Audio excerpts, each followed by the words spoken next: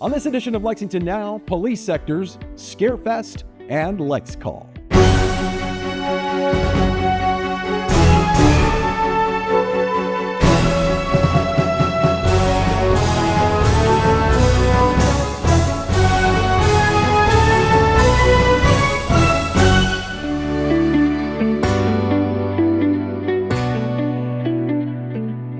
I'm Neil Noah, and welcome to Lexington Now for the week of October 6, 2025. Lexington police have a challenging job protecting a city of over 300,000 people. The job is made more manageable with the sector system. Here is how it works. Well, I'm Jonathan Gist. I'm a police officer here with the Lexington Police Department. My name is Josh Choi. I'm a patrol officer for the Lexington Police Department. My name is Chase Hinderlight. I'm a police officer. I'm Taylor Mitchell. I'm a police officer with the Lexington Police Department. My name is Adam Cervasio. I'm a police officer at the Lexington Police Department. My name is Officer Charles Davis. I'm with the Lexington Police Department.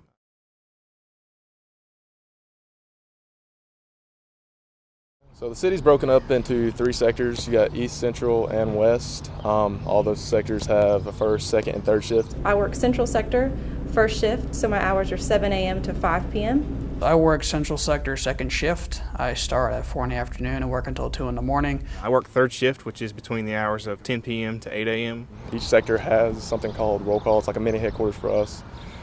From there, we go over the roster, what beat we're going to be assigned to for the day. From there, we can go over patrol briefing, which is essentially just a PowerPoint that kind of gives us persons of interest, vehicles of interest, events going on in the city that we should be aware of. Kind of lets us strategize on how we're going to be proactive and where we're going to be proactive. But once we leave there, we go to our assigned beats, patrol the area, and take our dispatch calls. Current events, things like that will shape what we respond to in a day. So the only thing typical is about the first 20 minutes of our shift. My first call of the day can be someone shot, or it could be someone in a vehicle wreck. It could be a stolen vehicle. It could be all kinds of things. So your day is never the same. It always starts out different, and it always ends different. In law enforcement, there is no typical day. You never know what you're going to get. Every day is different. Sometimes we'll take 5 calls a night. Sometimes we'll take upwards to 15 to 20. It's really one or the other. So as a female officer, I work with a lot of males, and I've had nothing but great experiences here. I was the only female in my academy class, and I never felt any different. I love the guys that I work with and the supervisors that I've had. It's been nothing but a brother-sister relationship, and I can't say enough about how hard those guys work and how hard this department works. It's basically a gigantic family. You take care of everybody from all walks of life, all different places, across the state, across the country. Put us all together, and we're expected to work with each other. We watch each other's backs. I go home to my family at the end of every night because of my family I have here. From my experience, it's more of a family experience. It's really a brotherhood, sisterhood, and I feel that family and that camaraderie with the people that I work with. They've been sort of like a second family to me. We're all very close. We all get together outside of work. We hang out. We do cookouts. We also like to back each other on calls. Anytime that one of us is in trouble, it's a spectacular sight to see a bunch of us show up and know that regardless of who I know, who I don't know, whether I work with them for the last year and a half or if I've just met them that day, everyone's coming to help out. They preach that it's a fraternity, and it really is, and you don't really see the scope of that until you're actually in it and working with the same guys every day, and then showing up to other sectors when they're busy and picking up with those guys like you've known them your whole life and been working with them your whole career. And that goes hand in hand with how we're able to jail with the community, because if you jail with your partners, that'll usually translate over into any call you're on. I know myself and my partner is a big thing that we do in between calls sometimes is we go out to the park and we'll see kids playing basketball. And if they're putting up hoops, then we're going to go and shoot some with them. And I think for the community, the parents see that. They feel that they can approach us. The kids certainly approach us. They wave at us when we drive by now. You know, we try to do all types of community outreach. We try to talk to children. We try to give them experiences with police officers that aren't intimidating or aren't scary. And I love that opportunity to be, I'm maybe the first police officer they've ever talked to. And it's a positive experience. And I hope it leaves them with a feeling that they can always call us if they need us. Majority of the time we deal with people on their worst days, worst case scenarios. So we we try to do what we can to bring a positive light to that and help people the best we can. It can be at a 10, and then if the right officer shows up, if they've made a connection with that person, whether they're going through a crisis or some kind of something else that's got them in whatever they're experiencing, if they see that officer and they can recognize that and they've made that connection, it can automatically change the pace. We like to build rapport with them, get to know our gas station owners, our store owners, and just develop a good rapport with them, so that way if a big crime were to happen in their store, if they were to be witnesses to those crimes, they're more open to give us information, and they won't be so wary of being like, oh, that's the police, yada yada yada. They know us as Josh instead of Officer so-and-so. Scarefest is coming soon, and we caught up with organizers to find out about what 2025 has in store. My name is Brandon Griffith. I'm Nicole Griffith. This is Scarlett. And we're the owners of Scarefest. This is 17, and so this is our 7th one. The add-on events. So every year, in addition to the show itself, there's the after parties and all that stuff. But we start having these launch events on Thursdays. So people come in town and spend like the whole week there. But we've got Chris Jericho's doing his podcast live. Oh yeah. That's going to be a lot of people really talked about that. We've got Daniel Harris and Scout Taylor Compton are going to Talk Scary to Me. I love that show. Listen to it all the time. Here every year. Yeah. And then we've got bourbon tasting with Killers on the Rocks at Town Branch, which is already sold out. Paranormal Investigations, the VIP parties down at Manchester Music Hall again, which is a great venue. We love it there. Karaoke, trivia, costume contest. So we have Wicked Beard's costume contest. His son has taken over that business, and big prizes. I think usually it's $500 for first place. Yeah, for first place. And of course we have the kids version too, because Sunday is Kids Day and we have lots of add-ons for kids on Sunday. Yeah, there's a lot of really cool cosplay that goes on, and I've been amazed like every year. It just keeps getting better and better. One thing that we have not announced this yet, so we've worked out the particulars of it, but last year, if you saw, we had Matthew Lillard and we had a special whiskey tasting event with him, and that went over really well. It was a smaller group of people. It was Sunday after the con was over. And everybody really enjoyed it. Yeah, they got like a personalized, like an autograph that nobody else got. It was a different picture. They got a photo, a selfie with him, and they got to listen to him talk about his bourbon. But this year... So this year we're working out the particulars still, but it looks like we're good. We're calling it a Nightcap on Elm Street with Robert Englund. So tattoo has always been a part of Scarefest in some way. We've had started out 3 or 4 back in the day, and then it's really grown. And people love tattoos, so we are now taking over the entire first floor for our tattoo expo. There'll be some other things down there, but we're in all 3 levels of the center this year. And the film festival that goes all weekend, Wes Forsyth helps with that, and that's taken on a lot. We have submissions from all over the world, and a lot of those guys come in for the show and do like limited merch and things like that. So this year we are October 17th through the 19th. We'll have some events on opening night, which we do on Thursday night. We're actually doing the ticket booth a lot differently this year, so we want to make sure that everyone knows, because there's a lot of people that come to the show. It's good size, and the best way to avoid lines and things like that is to do early check-in. So this year we're going to be running the ticket booth for early check-in on Wednesday night, so we're expanding that. So that'll be going from 5 to 9 on Wednesday. Thursday it'll be open all day. Friday it'll open that morning at around 9, I believe. And so you can come down and check in anytime before the show starts. Get your lanyards, your bracelets, and then go in the re-entry instead of the line to buy tickets. And Yeah, so if you were down there last year, the line was really long, so we've made some changes. We've doubled the number of ticket check-ins we've got. We were in the process of switching over to a new system last year, and now that system is in place and working really well. So we're really excited about getting everyone in quickly, efficiently, so they can have a good time. So where to stay is always a question because there's so many people coming in. Of course, the closest hotels are the Hilton, Hyatt, and Marriott, but we here at my day job, we serve people with disabilities, and we have a fleet of like 30-some vehicles that we use to transport people to here. So those drivers get really excited to help us shuttle at Scarefest. That's all on our website, and that's a free shuttle. So you can stay at one of the hosting hotels and get a free shuttle, and maybe have some nightcaps on Elm Street, and then take the shuttle back home. So come out, bring the family, come join us. It's a fantastic experience and event.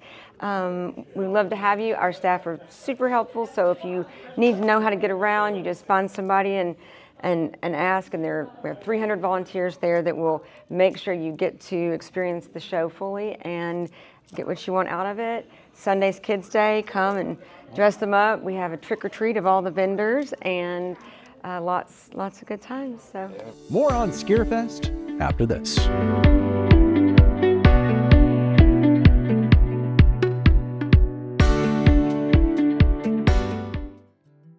Hello everyone, Mayor Linda Gorton here at historic Darby Dan Farm, right in the heart of the Bluegrass. All year long, we've been celebrating our city's 250th anniversary, a celebration for Lexington, by Lexington, about Lexington. The excitement keeps building as we head into October, when we celebrate Lexington's equine heritage. For generations, Lexington has been known around the globe as the horse capital of the world. Each year, thousands of visitors come here to enjoy a day of racing at Keeneland or the Red Mile, and to take in the rolling bluegrass landscape that makes our home so special. The picturesque farms that surround our city, just like Darby Dan, are home to world-class bloodstock and a thriving equine industry. Our farms are businesses that employ thousands of our people and contribute to our economy. Our equestrian roots run deep. They're not just part of our story, they are our signature, and we are proud of that. Join us for the 250 Lex Equine Month and help us shine a spotlight on the history that has shaped Lexington for 250 years.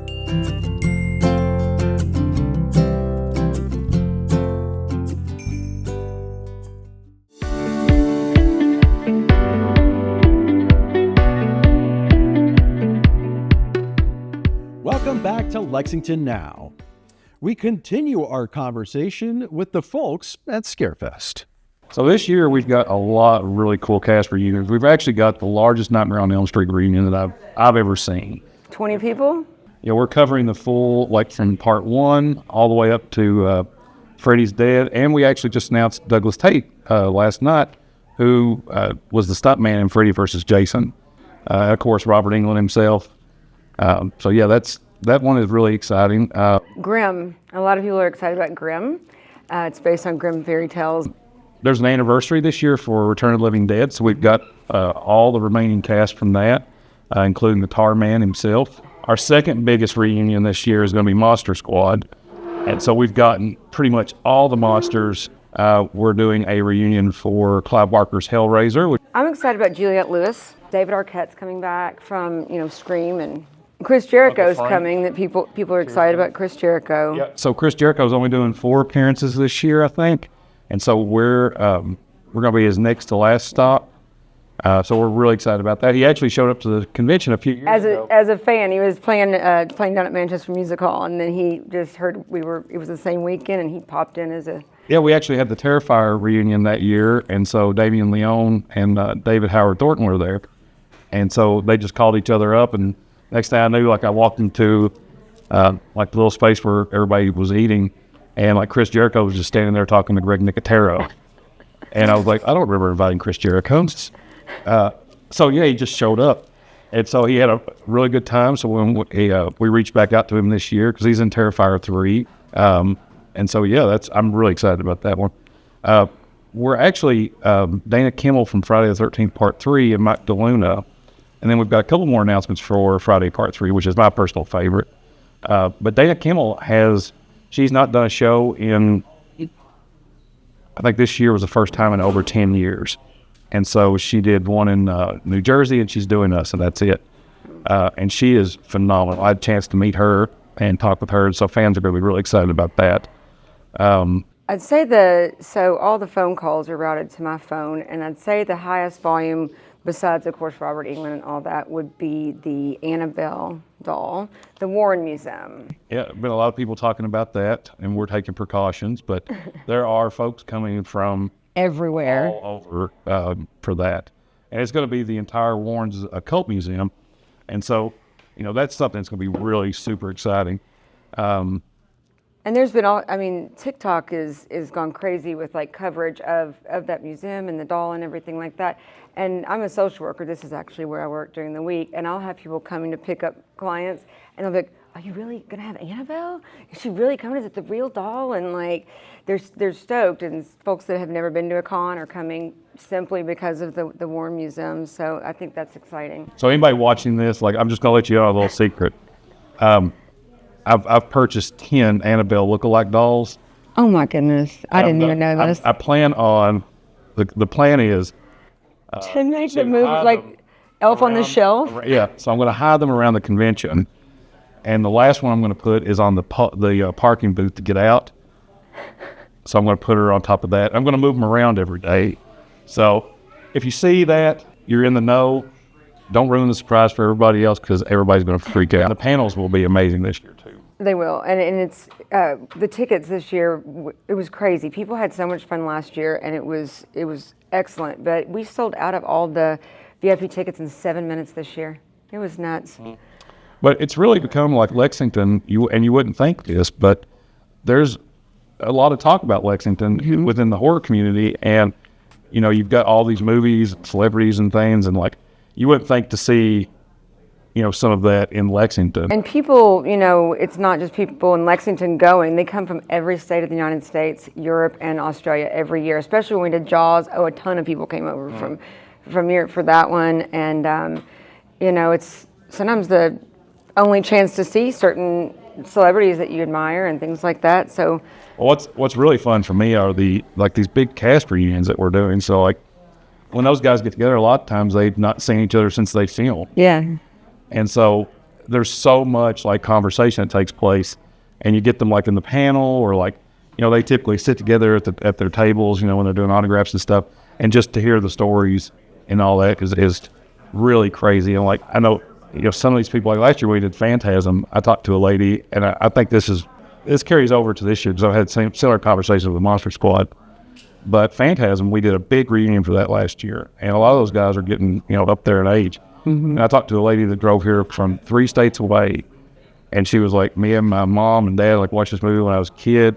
She's like, I never thought I'd have a chance again to meet them, because they hadn't done a show in a very long time.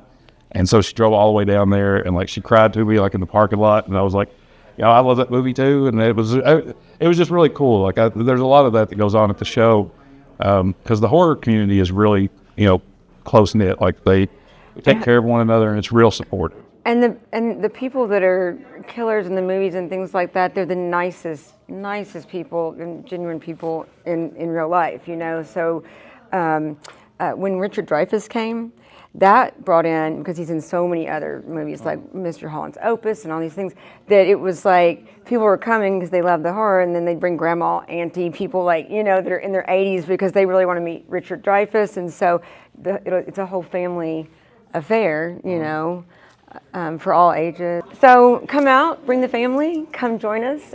It's a fantastic experience and event. We'd love to have you. Our staff are super helpful, so if you need to know how to get around, you just find somebody and ask, and we have 300 volunteers there that will make sure you get to experience the show fully and get what you want out of it. Sunday's Kids Day, come and dress them up. We have a trick or treat of all the vendors, and lots of good times. So LexCall is the city's one-stop shop for your questions about services. Here's how to make the most of this tool.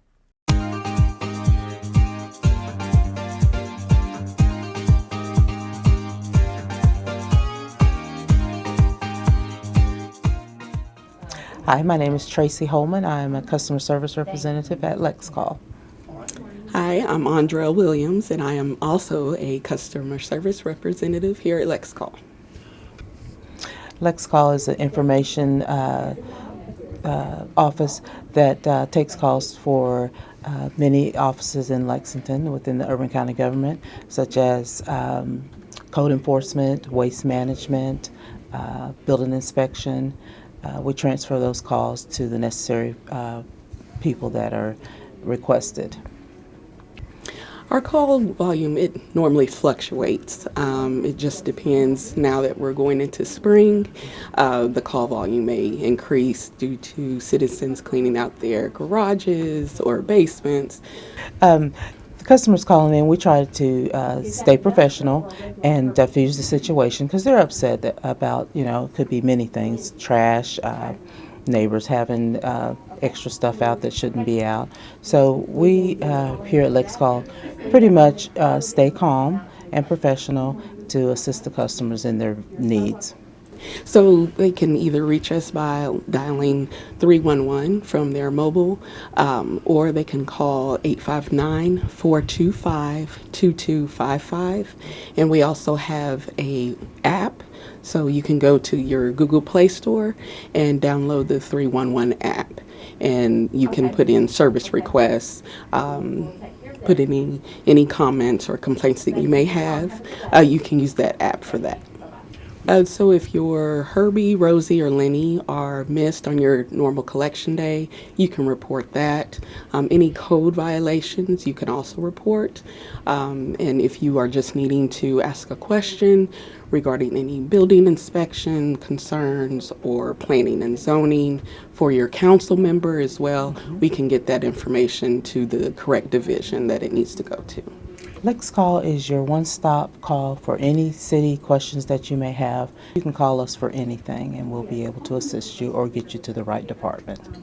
We're joined by Tasha Maddox for a new segment on what's happening this weekend in Lexington. Hey there, I'm Tasha, and here's what's going on this weekend in Lexington and Fayette County.